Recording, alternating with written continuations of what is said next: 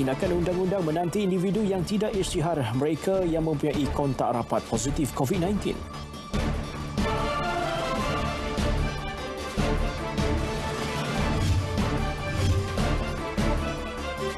Berkuat kuasa hari ini, semua premis di Melaka diarah tutup bermula 7 malam hingga 7 pagi.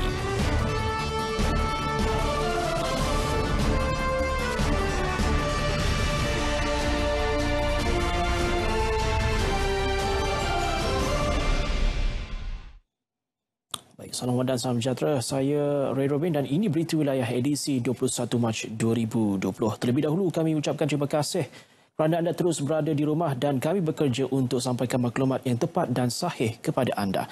Lintas langsung berita wilayah akan dimulakan dengan perkembangan dari Bumi Kenyalang bersama dengan rakan penyampai Muhammad Azizi Rahim dengan antara fokusnya beberapa bahagian di Sarawak juga dikenal pasti sebagai lokasi panas COVID-19. Selepas itu kita bersama dengan Juvinia Jim Lajim dengan tumpuannya 300 jemaah tabligh masih lagi tidak membuat ujian saringan kesihatan langsung dari negeri di bawah bayu. Dan menanti selepas itu kita bersama dengan Ahmad Herman Rozi di RTM Kota Baru dengan tumpuan dari Kelantan juga menjurus kepada Perintah Kawalan Pergerakan. Dan akhir sekali kita akan ke utara Tanah Air bersama dengan Siti Zaidah Osman juga antara tumpuannya menjurus Perintah Kawalan Pergerakan. Jadi terus setia bersama kami dalam berita wilayah.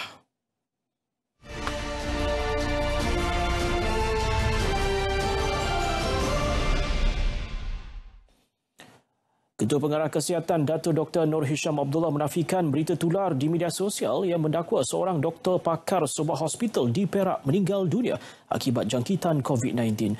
Menerusi kenyataan dalam laman Facebook, Dato' Dr. Nur Hisham memberitahu doktor berkenaan merupakan pakar perubatan kecemasan di Hospital Kerajaan. Kini dirawat di unit rawatan rapi ICU Hospital Raja Permaisuri Bainon HRPB Ipoh. Doktor pakar berkenaan adalah pegawai perubatan Kementerian Kesihatan yang kedua memerlukan bantuan pernafasan. Turut diberitahu, seorang lagi pesakit berusia 63 tahun yang merupakan peserta Perhimpunan Ijtimak Tabligh di Masjid Jamik Seri Petaling turut dirawat di ICU HRPB. Kedua-dua pesakit kini berada dalam keadaan kritikal tetapi stabil.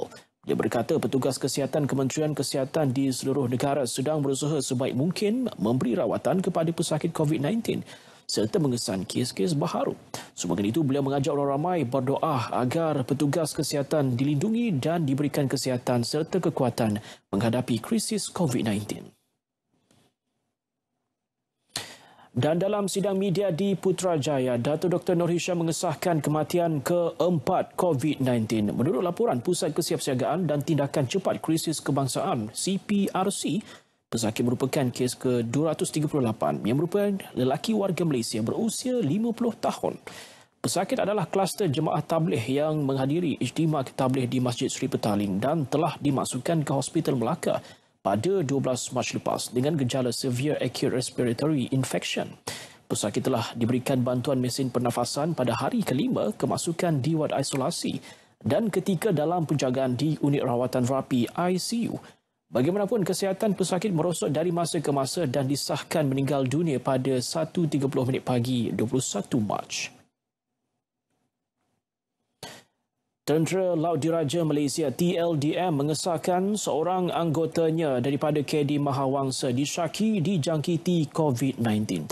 Ini selepas isteri anggota berkenaan bergaul rapat dengan rakan sekerja yang juga disyaki menghidapi COVID-19.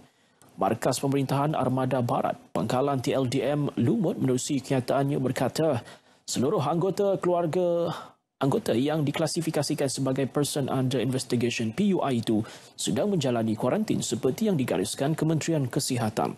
TLDM terus mengambil langkah berjaga-jaga dengan melaksanakan kuarantin ke atas warga KD Mahawangsa yang mempunyai tanda-tanda atau jangkitan COVID-19. Tindakan yang sama telah dilaksanakan sebelum Perintah Kawalan Keselamatan diisytiharkan. Prosedur tersebut turut dilaksanakan ke atas KD Lekiu yang tamat penugasan mengiringi kapal Petronas Floating Liquefied Natural Gas 2 PFLNG-2 dari Korea Selatan pada 4 Mac yang lalu. Bagaimanapun, sehingga kini tiada anggota TLDM yang disahkan positif COVID-19. Tindakan undang-undang boleh dikenakan terhadap individu yang tidak mengisytiharkan bahawa mereka mempunyai kontak rapat dengan mereka yang positif COVID-19 kepada petugas barisan hadapan. Tanpa mendedahkan bentuk hukuman, tegas Menteri Kanan Infrastruktur Datuk Seri Fadilah Yusof, pihak berkuasa boleh mengambil tindakan terhadap mereka yang tidak mengisytiharkan telah terdedah kepada individu yang positif COVID-19. Jadi pastikan, declare kalau kita dah ada kontak dengan orang positif, declare. Kita dah ada kontak, bagi tahu pihak hospital, pihak klinik supaya mereka tidak dijangkiti. Mereka tidak akan didedahkan dengan risiko dijangkiti. Dan Saguya diingatkan bahawa kalau kita tak declare, sebenarnya pihak polis boleh ambil tindakan di bawah undang-undang untuk ditangkap dan ambil tindakan perundangan, sama ada dihukum dan didenda sebagainya, sebab kita tidak mengisytiharkan diri kita ini sudah pun terdedah kepada mereka yang positif COVID-19. 10 juta penutup hidung dan mulut bakal dibawa masuk ke negara ini secara berperingkat dari China. Ia bagaimanapun akan diselaraskan Kementerian Pengangkutan menerusi kerjasama dengan syarikat penerbangan. Jelas Dato' Sri Fadilah, keperluan peruntukan serta agihan penutup hidung dan mulut adalah dikoordinasikan Agensi Pengurusan Bencana Negara (NADMA) dengan keutamaan diberikan kepada pasukan barisan hadapan yang terlibat. Seluruh negara, polis dan juga askar, immigration dan sebagainya yang jaga sempadan. Yang selebihnya nanti kalau ada akan diserahkan kepada Pharma Niaga untuk diagihkan ke pasaran. Beliau terdahulu mempengerusikan mesyuarat menteri-menteri berkenaan pelaksanaan Perintah Kawalan Pergerakan di Putrajaya. Bercakap dalam sidang media khas, beliau turut memaklumkan satu jawatankuasa akan dibentuk melibatkan Kementerian Kewangan, Kementerian Perdagangan Dalam Negeri dan Hal Ehwal Pengguna serta Kementerian Pengangkutan bagi menetapkan harga bagi lebihan topeng muka yang akan diagihkan kepada pasaran. Dalam sidang media yang sama, Datuk Seri Fadilah menegaskan selaras dengan Perintah Kawalan Pergerakan, hanya mereka ataupun ketua keluarga sahaja yang dibenarkan untuk berkeluar ataupun ke semua pasaraya, premis makanan, kedai runcit serta kedai serba neka yang menjual barangan keperluan harian, yang mana juga ini akan dikuatkuasakan bermula 7 petang hingga 7 pagi.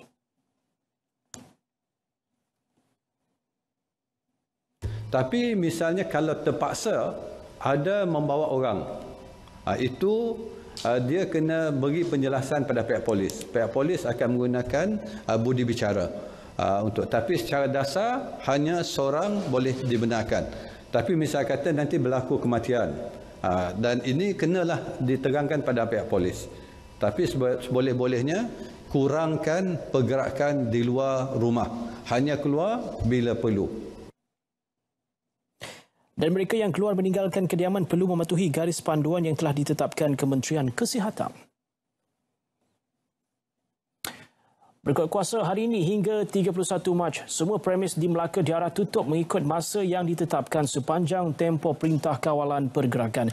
Dan menerusi kenyataan yang dikeluarkan, Jabatan Ketua Menteri Melaka menyatakan semua pasaraya, premis makanan, kedai runcit serta kedai serba neka yang menjual barangan keperluan harian akan ditutup bermula 7 petang hingga 7 pagi. Selain itu, kedai serba neka di stesen minyak juga ditutup bermula pukul 8 malam hingga 6 pagi dan hanya perkhidmatan isi minyak dibenarkan beroperasi mengikut kelulusan premis sedia ada. Kenyataan turut menyebut pasar awam juga perlu ditutup bermula pukul 2 petang hingga 6 pagi serta perlu mematuhi garis panduan keselamatan kesihatan seperti bilangan pengunjung dan jarak operasi. Sepanjang tempoh sama, semua pasar malam, pasar pagi dan pasar tani di negeri ini tidak lagi dibenarkan beroperasi. Sepanjang tempoh Perintah Kawalan Pergerakan, tahap pematuhan premis perniagaan sangat baik dan tiada kes manipulasi harga. Timbalan Pengarah Penguatkuasa Pencegahan KPDN HEP Azman Adam memberitahu hasil semakan pihaknya juga mendapati tiada kes peniaga yang menyorok barangan.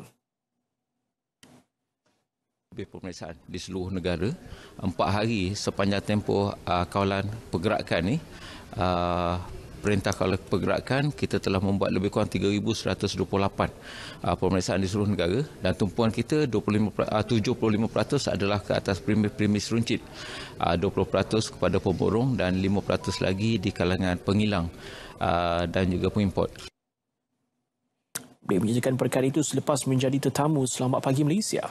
Beliau turut meminta masyarakat Malaysia untuk tidak terus membuat pembelian panik. Ini memandangkan tren pembelian luar biasa mengakibatkan barangan tertentu turun mendadak. Berdasarkan pemantauan, antara barangan yang berlaku pengurangan stok itu seperti minyak masak, tepung, mi segera, sardin dan tisu. Masuk hari keempat Perintah Kawalan Pergerakan, masyarakat telah semakin memahami tujuan penguatkuasaan perintah berkenaan sehingga 31 Mac. Tinjauan yang dibuat Muhammad Ashraf Ishak mendapati lokasi-lokasi tumpuan awam ketika hujung minggu lengang.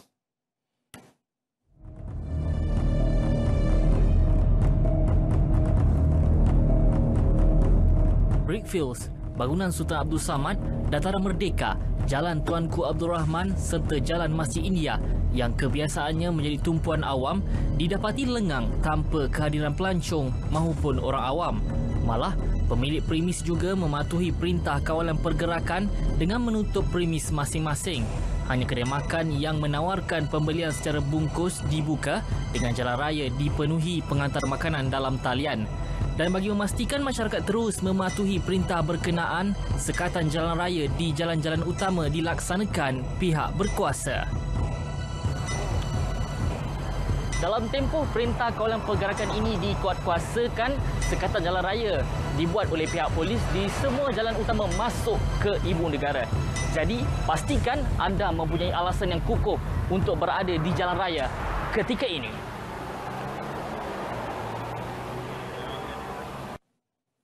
Walaupun sekatan jalan raya dilaksana, masih ada sebilangan kecil masyarakat terus berdegil dan ingkar tanpa alasan munasabah untuk membolehkan mereka berada di luar rumah. Bermula tengah malam ini, Angkatan Tentera Malaysia akan membantu pihak polis untuk memantau juga memastikan rakyat Malaysia patuh dengan Perintah Kawalan Pergerakan. Kita perlu faham, Perintah Kawalan Pergerakan ini tidak dilakukan sewenang-wenangnya dan dikuatkuasakan bagi memutuskan rantaian COVID-19 yang boleh tersebar sekiranya kita berada di tempat yang sesak ataupun ramai orang. Jadi, tugas kita sebagai rakyat Malaysia yang bertanggungjawab duduk di rumah dan langkah ini dapat melindungi diri kita dan yang tersayang. Muhammad Ashraf Ishak, RTM.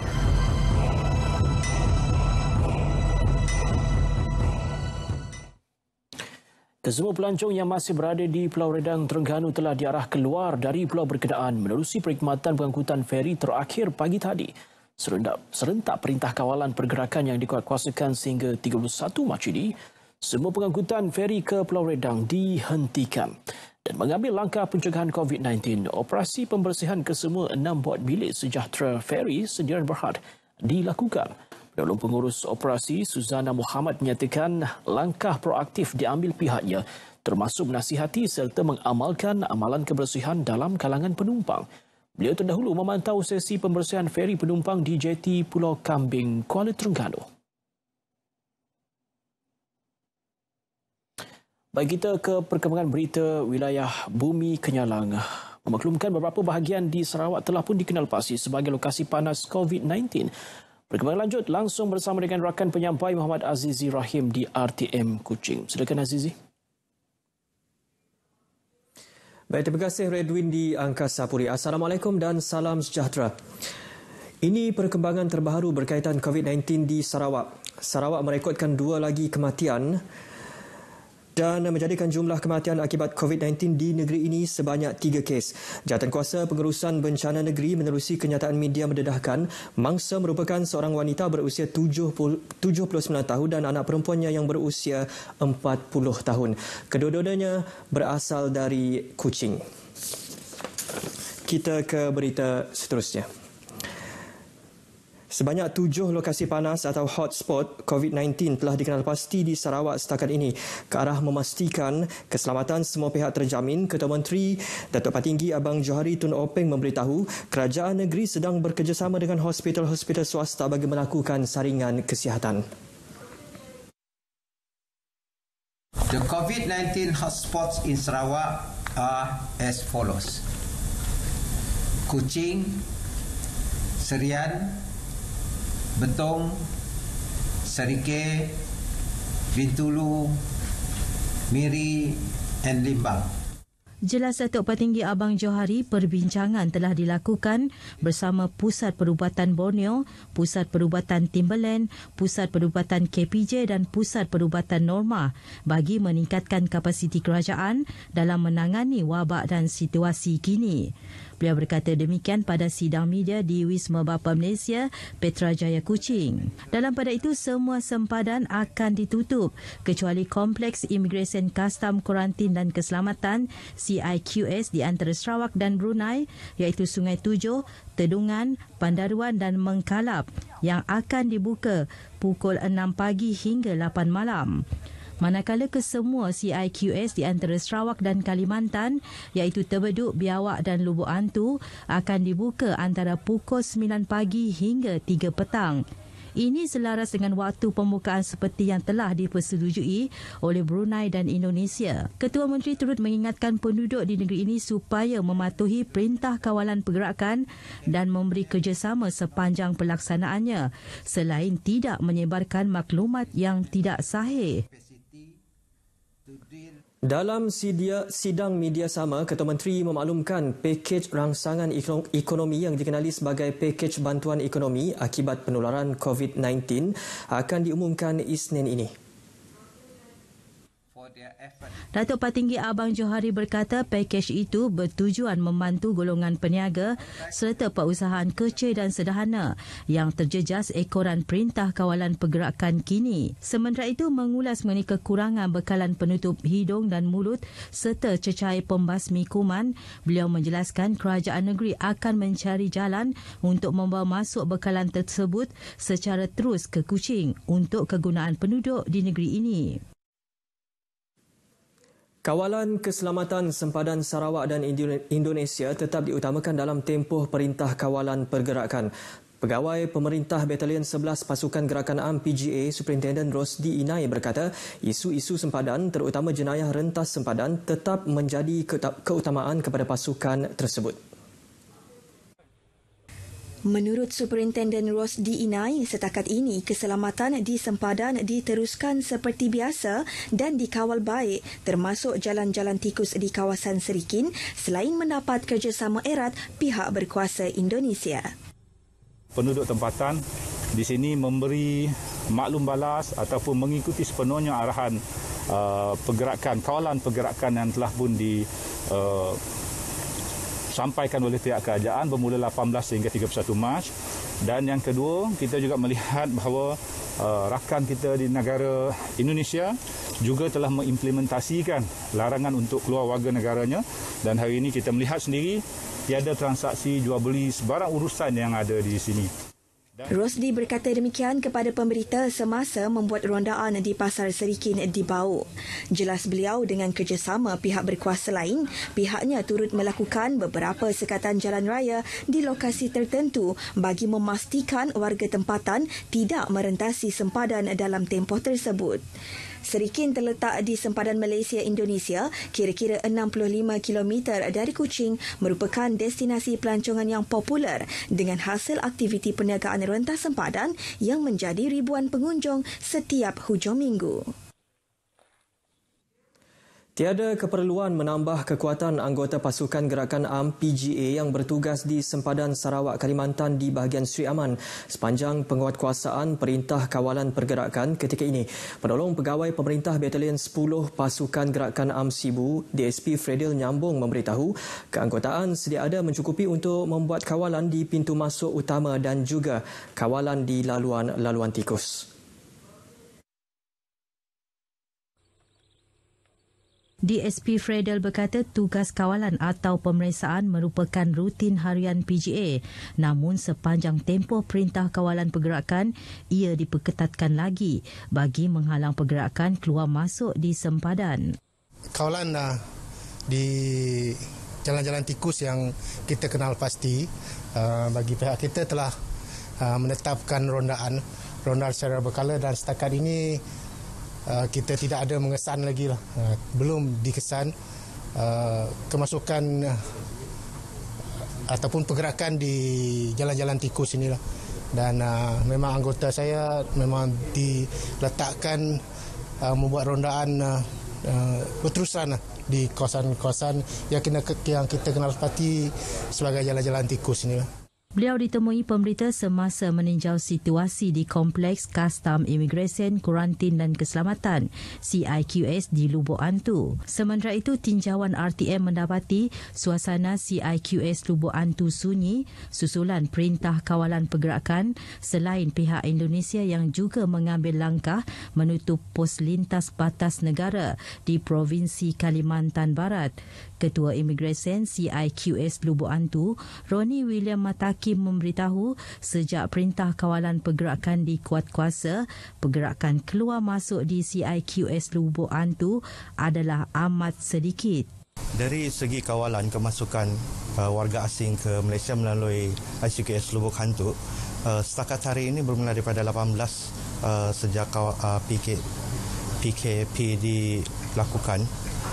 Seramai lebih kurang 10 orang warga negara Malaysia telah memasuki Malaysia melalui ICQS ini dan lebih kurang 15 warga negara asing iaitu Indonesia keluar melalui ICQS ini. Setakat ini dahulu perkongsian berita dari Sarawak. Terus bersama Redwin di Angkasa Puri. Silakan Redwin. Baik, terima kasih Azizi untuk laporan dari RTM Sarawak itu tadi. Seterusnya kita ke perkembangan dari Sabah yang terus menumpukan laporan situasi semasa COVID-19. Antara tumpuannya, lebih 300 jemaah tabligh dari negeri itu belum buat ujian saringan kesihatan. Laporan penuh terus saja bersama dengan Jovinia Jim Lajim. Silakan Jovi. Redwin, terima kasih. Salam sejahtera. Polis Sabah menggesa agar lebih 300 jemaah dari negeri ini yang terlibat dalam ijtima tabligh di Masjid Seri Petaling tampil segera untuk membuat saringan kesihatan di klinik atau hospital berkenaan. Pesuruhjaya Polis Sabah Datuk Zaini Jas berkata pihaknya telah diminta untuk mengesan lebih 1,000 jemaah berkenaan dan daripada jumlah itu hanya 700 jemaah telah menjalani saringan kesihatan. Datuk Zaini berkata kerjasama yang diberikan ahli tabligh di negeri ini sangat baik, namun masalahnya keberadaan mereka tidak diketahui.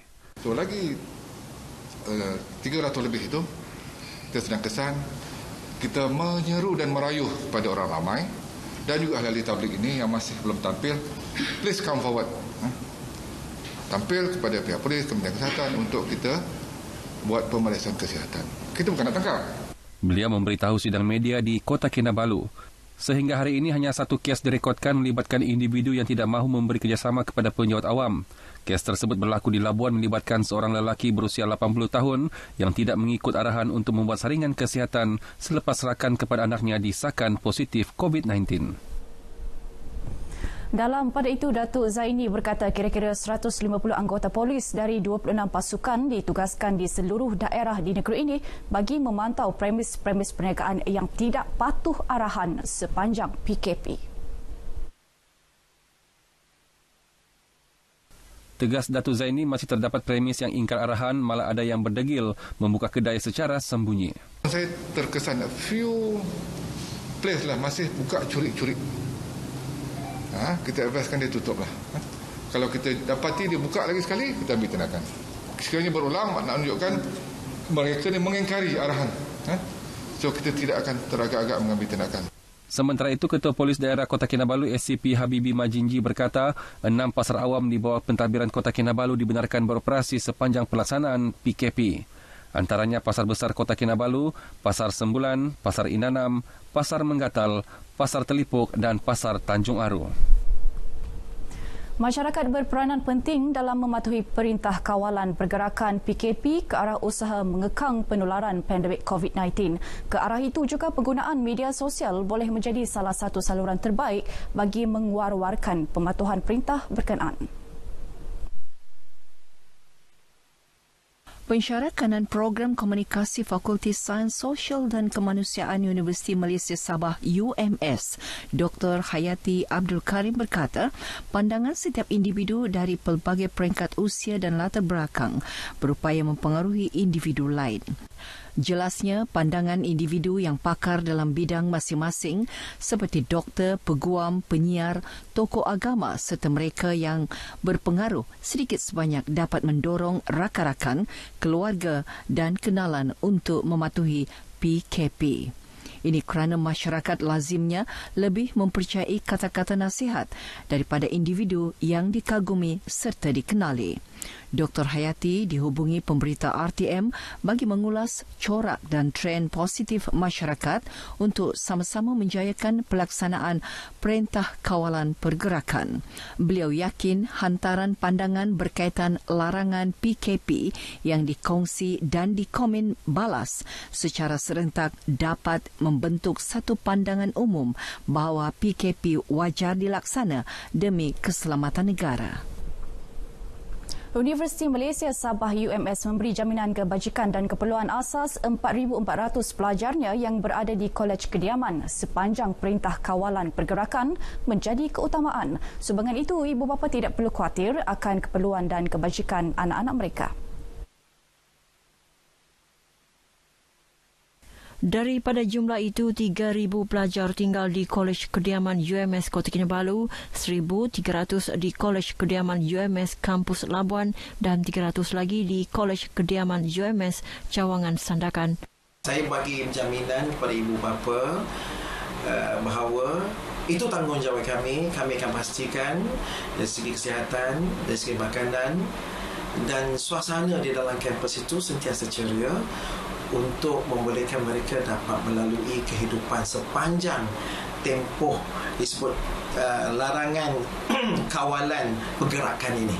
Sebab semua keperluan sama ada makanan ataupun penjagaan kawalan daripada pihak keselamatan juga dijalankan di sini. Jadi tidak perlu risaulah kepada orang luar di sana ataupun ibu bapa. Kerajaan memberi keutamaan kepada pelajar yang tidak balik ni dengan beri bantuan macam kewangan supaya pelajar yang ada di dalam kampus ni, dalam kolej, dalam universiti terutamanya mendapat berasa selesa. Maksudnya diorang tidak terbeban pun.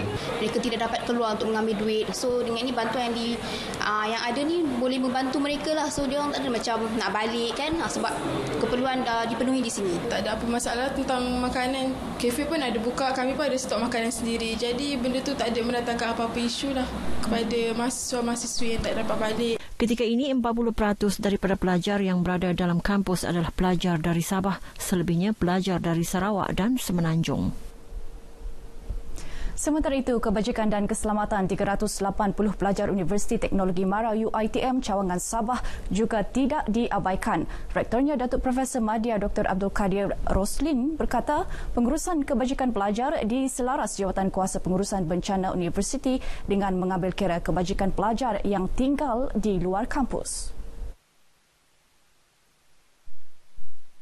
Datuk Profesor Madya Dr. Abdul Kadir juga berkata pelajar yang tinggal di luar dan tidak mampu mendapatkan bekalan makanan juga digalak mendapatkan makanan yang disediakan di dalam kampus. Pelajar UiTM ni bukan saja tinggal di dalam, ada juga yang tinggal di luar. Jadi kita juga telah membuka ruang untuk pelajar non-resident kita ni. Kita akan jaga mereka dan in fact pengurusan tertinggi UiTM even sebelum pengumuman oleh pihak berkuasa di peringkat kementerian, kita sudah mengambil keputusan untuk menyediakan makan, minum dan segala macam kemudahan yang perlu untuk mereka. Sepanjang tempoh PKP, pelajar disediakan makanan 3 kali sehari dengan peruntukan RM16 seorang. Selain disediakan biskut dan makanan tahan lama hasil sumbangan orang ramai, pelajar juga dinasihat agar sentiasa berkomunikasi dengan ibu bapa dan keluarga masing-masing tentang keadaan serta perkembangan terkini mereka. Baik saudara, selaras dengan Perintah Kawalan Pergerakan, stay at home, duduk di rumah, jangan keluar. Sekian berita dari Sabah petang ini, kita kembali kepada Redwin di Angkasa Puri. Redwin. Baik, terima kasih Juvina untuk laporan dari RTM Sabah itu tadi. Kita ke laporan selanjutnya. Melaka mengumumkan insentif khas tambahan COVID-19 sebanyak 3.5 juta ringgit. Menerusi Majlis Agama Islam Melaka, MAIM, insentif dikhususkan bagi penerima bantuan serta petugas barisan hadapan sepanjang tempoh Perintah Kawalan Pergerakan. Perkara mengenainya dinyatakan Ketua Menteri Datuk Sulaiman Mad Ali menerusi sidang media khas di laman Facebook. Diperjelaskan bantuan tambahan ini selepas pengumuman 8 insentif khas COVID-19 berjumlah 6.53 juta ringgit semalam. Insentif tambahan berkenaan termasuk bantuan makanan tambahan, bantuan makanan kecemasan kepada asnaf, fakir dan mualaf, pembayaran kepada sukarelawan pembersihan asnaf, fakir dan mualaf yang tidak dapat bekerja, juga bantuan pencegahan rawatan kepada petugas barisan hadapan selain bantuan bekalan bermasa. MAIM juga memutuskan untuk membuat pembayaran awal bagi bantuan makanan bulanan BMN bagi April bermula 20 Mac, juga bantuan bank bulanan BBB yang telah dikreditkan pada 15 Mac lepas. Sementara bantuan tunai bulanan BTB Mac bakal dikreditkan bermula Isnin depan hingga 27 Mac.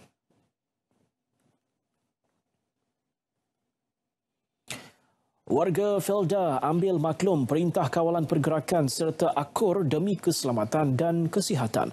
Malah pelbagai pendekatan pencegahan diambil pihak pengurusan bagi membendung wabak COVID-19. Menteri Perusahaan Peladangan dan Komoditi Dato' Dr. Muhammad Khairuddin Aman Razali berkata, setakat ini Perintah Kawalan Pergerakan dilihat berjaya dipatuhi warga Felda. Aspek kesihatan dan kebersihan diutamakan dalam kalangan warga Felda dengan penyediaan penutup hidung dan mulut, sarung tangan dan cecair pembasmi kuman. Sekali, minima akan bekerja di peringkat operasi. Yang kedua, mengikut semua tata cara keselamatan yang kita tetapkan dan kita harap semua pekebun kecil dan juga syarikat-syarikat yang kita benarkan beroperasi untuk mengutik buah, termasuk juga di peringkat proses di kilang mengikut peraturan yang kita buat. Beliau juga merangkap Ahli Parlimen Kuala Nerus hadir ke Pejabat Felda Belara Kuala Nerus bagi meninjau kepatuhan warga Felda kepada penguasaan Perintah Kawalan Pergerakan. Sehingga laporan disiapkan tiada kes positif COVID-19 yang melibatkan warga Felda.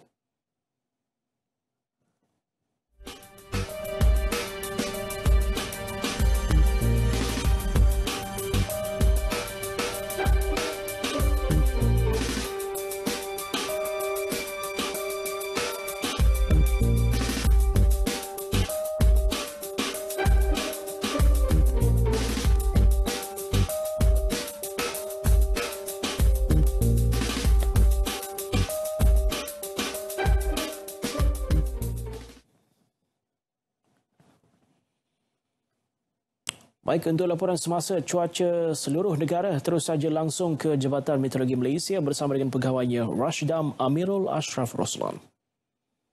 Assalamualaikum dan salam hormat kepada semua penonton. Kita mulakan informasi cuaca pada petang ini dengan melihat kepada carta angin semasa. Dapat diperhatikan ketika ini angin masih lagi bertiup dari timur laut menuju ke semenanjung Malaysia dengan kelajuan yang agak sederhana sekitar 20 hingga 30 km sejam. Oleh demikian, keadaan ini adalah amat sesuai untuk aktiviti menangkap ikan, bot-bot kecil dan perkapalan serta aktiviti pantai dan sukan laut. Baiklah, kita beralih pula untuk melihat tinjauan cuaca semasa pada petang ini.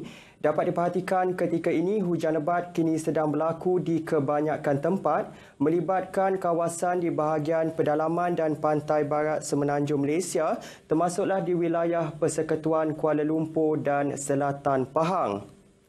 Keadaan hujan yang sedang berlaku ketika ini dijangka boleh berlanjutan sehingga ke lewat petang nanti. Bagi tinjauan cuaca semasa di Sabah dan Sarawak pula dapat diperhatikan ketika ini hujan lebat kini sedang berlaku di 1-2 tempat, lebih tertumpu di sekitar bahagian Sandakan dan pedalaman di Sabah, termasuklah di sekitar bahagian Limbang, Kapit, Mukah dan juga Betong. Keadaan hujan yang sedang berlaku ketika ini juga dijangka boleh berlanjutan sehingga ke lewat petang nanti. Baiklah, sekian sahaja informasi cuaca pada petang ini. Sebelum berpisah, kita ikuti tinjauan cuaca bagi bandar-bandar utama di Malaysia untuk malam nanti. Sekian, Assalamualaikum.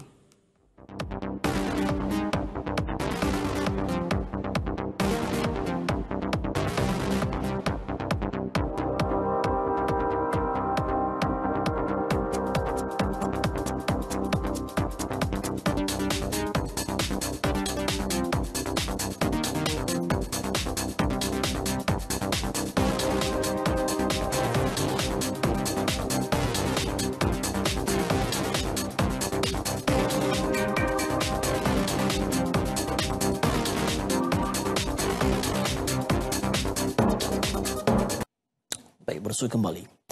Pembukaan kaunter saringan COVID-19 di Hospital Raja Perempuan Zainab II, Kota Baru Kelantan menyaksikan kesedaran awam semakin meningkat dengan menerima kira-kira 80 individu sehari yang hadir secara sukarela sejak dibuka 12 Mac lepas.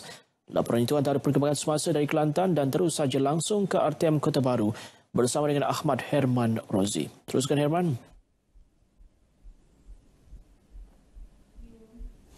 Redwin di studio Wisma Berita. Seperti mana yang dimaklumkan pengarah HRPZ2 Dato' Dr. Selasawati Ghazali, kehadiran membuktikan kecanaan masyarakat dalam menjaga kesihatan masing-masing. Peningkatan ketara itu juga hasil penyaluran maklumat berterusan menerusi media massa termasuk hebahan di Radio Kelantan FM. Bila kita telah mewar-warkan dan media massa juga mewar-warkan keperluan mereka untuk tampil dan kita dapati peningkatannya, termasuklah dari segi pihak jemaah-jemaah tabligh sendiri. Mereka sendiri pun kita memesankan supaya memanjangkan kepada jemaah-jemaah yang lain yang mungkin tidak aware supaya terus datang. Dan sehingga hari ini alhamdulillah sambutan di negeri Kelantan sangat menggalakkanlah. Ketika menjelaskan perkara ini di Kota Baru, beliau menjelaskan kaunter saringan ini dibuka 24 jam dengan kekuatan 40 pegawai perubatan yang ditugaskan secara bergilir-gilir. Dan ketika semua pegawai perubatan komited melaksanakan tugas masing-masing, beliau turut menekankan kepada mereka untuk memastikan keselamatan diri ketika mengendalikan pesakit. Sementara itu, pesakit turut dibekalkan dengan penutup hidung dan mulut, juga cecair pencuci tangan, sumbangan Badan Bukan Kerajaan NGO. Kemudahan ruangan solat turut disediakan bagi jemaah tabligh yang membuat saringan. Mengulas mengenai wad bagi menempatkan pesakit, katil-katil yang disediakan mencukupi dan bersedia menerima kes-kes berkaitan. Sehingga kini Jabatan Kesihatan Kelantan melaporkan 51 kes kumulatif COVID-19. Perintah Kawalan Pergerakan yang masuk hari keempat menyaksikan kebanyakan premis patuh pada arahan dengan tidak beroperasi dan hanya premis yang dibenarkan sahaja menjalankan operasi masing-masing. Hujung minggu, Bandar Kota Baru kelihatan lengan dan tijauan wartawan Mayidat Ismail mendapati masyarakat yang mempunyai urusan dilihat memakai penutup hidung dan mulut, malah tidak kurang juga yang memakai sarung tangan. Dan bermula hari ini, semua peniaga di pasar ini haruslah menutup premis perniagaan mereka sehingga jam 2 petang sahaja, dari 7 pagi sehingga jam 2 petang, berbanding dengan hari biasa iaitu sehingga jam 5 petang disebabkan oleh penularan wabak COVID yang melanda seluruh negara ketika ini. Dan untuk itu mereka memang bersedia menerima arahan dari pihak Majlis Perbandaran Kota Baru. Rata-rata peniaga yang ditemui senada untuk patuh pada arahan yang telah ditetapkan. Lo ni kalau kira kurang adalah sikit. Ada pelanggan tapi kurang. Malah demo pun takut nak tubik kan dengan keadaan lo ni.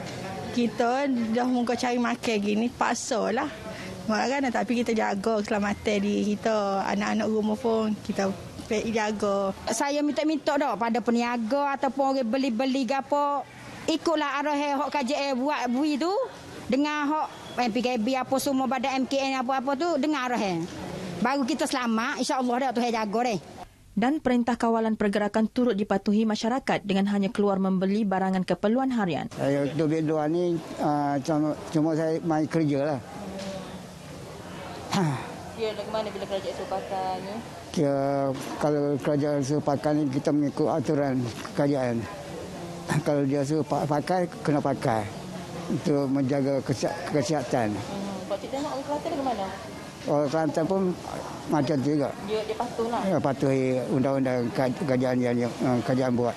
Memang pentinglah untuk untuk kesihatan kita lah, untuk pelindungnya kan. Memang seluruh keluarga tak memang pakai bila keluar. Tapi jaga tubik lah. Ini baru 2 kali. Tu pun sebab tubik pun sebab ada kerja lah. Kalau tidak memang tak tubik lah. Selaras dengan Perintah Kawalan Pergerakan Kerajaan Persekutuan, Majlis Perbandaran Kota Baru Bandaraya Islam MPKB BRI telah mengeluarkan notis pengoperasian 7 premis perniagaan di Kota Baru hanya dibenarkan beroperasi dari pukul 7 pagi hingga 7 malam. Premis berkenaan masing-masing premis makanan terhad, perkhidmatan penghantaran, pandu lalu dan bungkus, pasar raya, kedai runcit, kedai serbaneka 24 jam, pasar awam, stesen minyak, klinik serta farmasi. Kegagalan mematuhi arahan berkenaan diklasifikasikan sebagai kesalahan jenayah dan boleh dikenakan hukuman penjara sehingga 2 tahun, denda atau kedua-duanya sekali. Majidah Ismail, RTM. Setakat ini sahaja perkembangan semasa dari negeri Cik Siti Wang Kembang. Pastikan anda mematuhi perintah kawalan pergerakan dengan berada dalam rumah sepanjang tempoh penggunaan jika tiada urusan munasabah. Dengan itu, selamat berhujung minggu dan Assalamualaikum. Baik, terima kasih Herman untuk laporan dari RTM Kelantan itu tadi. Perintah kawalan pergerakan, kita dapatkan pula keadaan semasa di negeri Kedah. Mungkin Siti Zaidah Osman boleh kongsikan bagaimana pematuhan di negeri Kedah. Ya, terima kasih rakan setugas di Angkasa Puri. Kru kami daripada 18 Mac lagi telah turun meninjau ke pelbagai lokasi untuk melihat pematuhan rakyat selaras perintah kawalan pergerakan ini. Tidak terkecuali tinjauan dibuat di pintu keluar masuk Komplek Kastam, Imigresen, Kuarantin dan Keselamatan ICQS di Bukit Kayu Hitam. Tinjauan RTM di kompleks berkenaan mendapati keadaan begitu lengang tanpa barisan kenderaan yang beratur untuk memasuki sempadan Malaysia-Thailand seperti kebiasaan. Yang kelihatan hanya kenderaan petugas agensi penguatkuasa dan sesekali sahaja kelihatan kenderaan yang keluar daripada kompleks berkenaan. Para pemandu teksi yang menunggu penumpang di bawah kemah berdekatan kompleks ICQS mendakwa pendapatan mereka terjejas sehingga 95% ketika ini. Bagaimanapun mereka tetap akur dengan arahan kerajaan. Dari segi pelancong memang kita dapati memang tak ada lah. Sebab orang asing tak boleh masuk ke Malaysia. Hanya mengharapkan, yang kami pemandu teksi ini mengharapkan rakyat Malaysia yang ada di negara luar yang pulang balik ke Malaysia saja. Untuk orang asing memang tak dibenarkan masuk ke Malaysia. Keadaan sekarang ni dengan law ni memang tak ada trip dah. Trip pun dah kurang apa semua. Bukan kita kurang, tak ada lah. Terjejas. Memang terjejas teruk. Larangan pergerakan ni ada kebaikan dia. Kalau kita kata tak apa yang kerajaan keluarkan babak penyakit ni kan. Sebabnya nak kawal penyakit tu untuk nak mengurangkan. Tapi itulah. Kita modal nak, orang kata dalam 2 minggu ni modal untuk belanja tak ada. Jadi terpaksa nak kena keluar kerja. Jadi reserve untuk belanja harian ni. Jadi ya tak payah sanggup korban jugalah. Premis perniagaan di Darul Qiyam Bukit Kayu Hitam turut tidak beroperasi. Penularan wabak COVID-19 menyedarkan rakyat betapa pentingnya penjagaan kebersihan. Amalan kebersihan dapat menghindari sebarang penyakit berjangkit.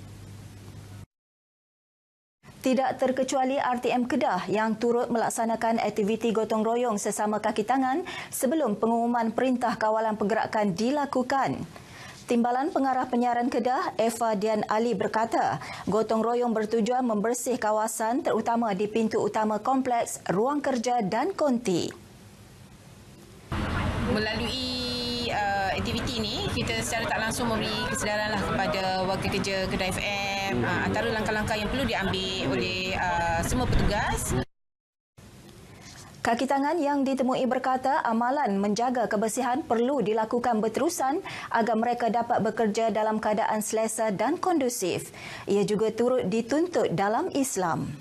Kami sendiri mengambil inisiatif untuk membuat persediaan sendiri, membersihkan peralatan kami sendiri, kawasan di Kedah FM sendiri.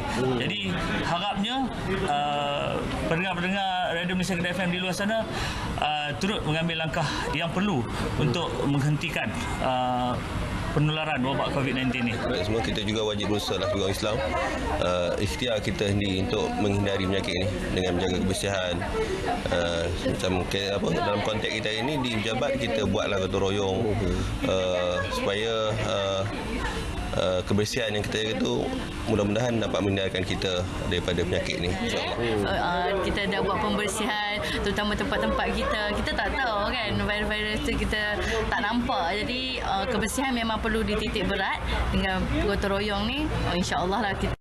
Jabatan Penyiaran Kedah antara perkhidmatan yang memerlukan kaki tangannya bertugas ketika Perintah Kawalan Pergerakan sejak 18 Mac hingga 31 Mac ini di bawah Akta Pencegahan dan Pengawalan Penyakit Berjangkit 1988 dan Akta Polis 1967. Sata terkenal di Pantai Timur, namun siapa sangka tekad seorang usahawan di Sungai Petani menginovasikan penghasilan sata daging mendapat sambutan menggalakkan.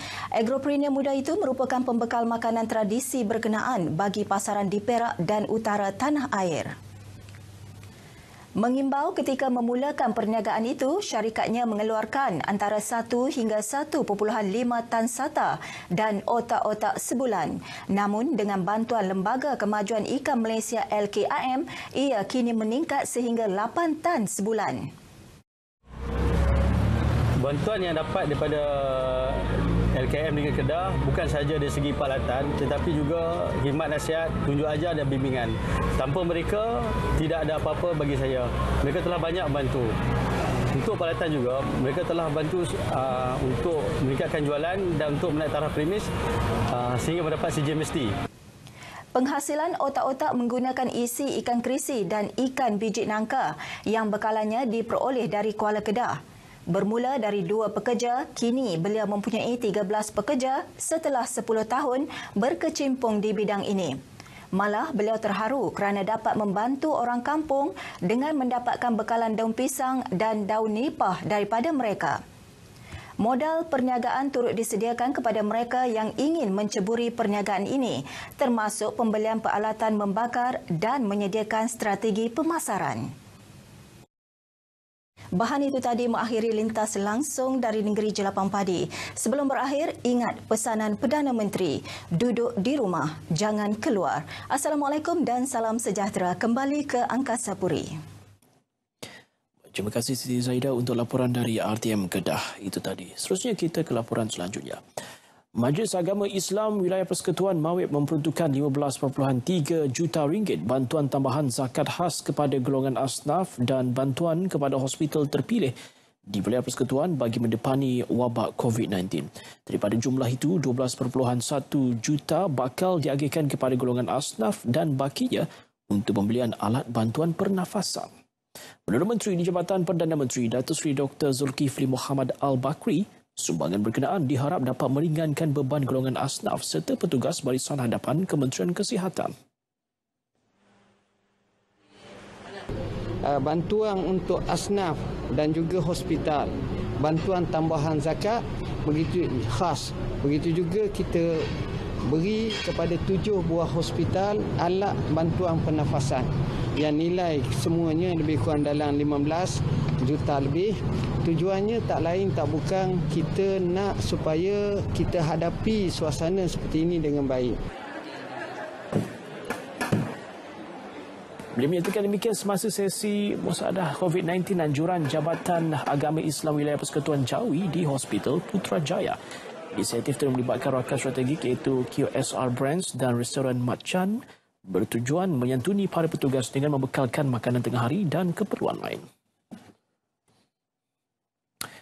Pertubuhan Sukarelawan Amal Wangsa Maju Persuah dengan kerjasama Parti Bersatu Bahagian Wangsa Maju melancarkan kempen COVID-19 selaras membantu kerajaan menangani penularan wabak COVID-19. Kempen tabung prihatin sumbangan RM1 itu dilihat dapat meringankan beban para petugas yang berkaitan seperti doktor, jururawat, polis dan pasukan sukarelawan. Menurut Setiausaha Agung Persuah, Iswan Imran Ismail, menerusi kempen itu, wang sumbangan digunakan untuk membeli barangan keperluan asas seperti topeng penutup hidung dan mulut, cecair pembasmi kuman serta barangan makanan sepanjang tempoh Perintah Kawalan Pergerakan. Sementara itu, Ketua Bahagian Bersatu Wangsa Maju Rizal Ghazali berkata, inisiatif itu juga bertujuan memastikan keselamatan penduduk setempat. Orang ramai boleh mendapatkan maklumat lanjut tentang kempen itu dengan melayari laman Facebook Persua dan Bersatu bahagian Wangsa Maju. Baik, sedikit perkembangan sukan Liga Super 2020. Melaka United MU dikejutkan dengan potongan 3 mata serta-merta dalam saingan Liga. Ekoran gagal membayar baki tunggakan gaji pemain dan pegawai mengikut jadual ditetapkan. Persatuan Bola Sepak Malaysia FAM dalam satu kenyataan memaklumkan hukuman itu diputuskan pada mesyuarat First Instance Body FIB pelaksanaan kelab FAM menerusi sidang video semalam. Skuad bimbingan Zainal Abidin Hassan itu kini menghuni tangga ketiga Liga Super dan jatuh ke tangga ke-11 selepas dipotong mata. Setiausaha Agung FAM Stuart Merlingam berkata Melaka United telah bersetuju dengan pelan penyelesaian baki tertunggak selepas melunaskan separuh daripada jumlah tunggakan pada 31 Januari. Namun pengurusan skuad Hang Tuah itu langsung tidak menjelaskan sebarang pembayaran yang ditetapkan oleh mereka sendiri pada bulan lalu. FAM terus mengingatkan sekiranya Melaka United masih gagal melunaskannya pada 30 April, mereka bakal berdepan pemotongan 6 lagi mata. Sementara itu, Persatuan Bola Sepak Melaka United Musa akur dengan tindakan FAM berkenaan. Setiausaha Agungnya Farhan Ibrahim menerusi kenyataannya hari ini berkata, kegagalan menjelaskan tunggakan gaji berbaki 1.4 juta ringgit itu berikutan kekangan kewangan dialami persatuan. Jelas Farhan, sebahagian besar penajaan musim 2019 telah digunakan untuk melunaskan hutang manakala dana sumbangan daripada penaja musim baharu belum lagi diterima. Pihaknya turut menegaskan pemotongan mata itu tidak ada kaitan dengan keadaan politik semasa maupun penularan wabak COVID-19 yang dilanda negara saat ini.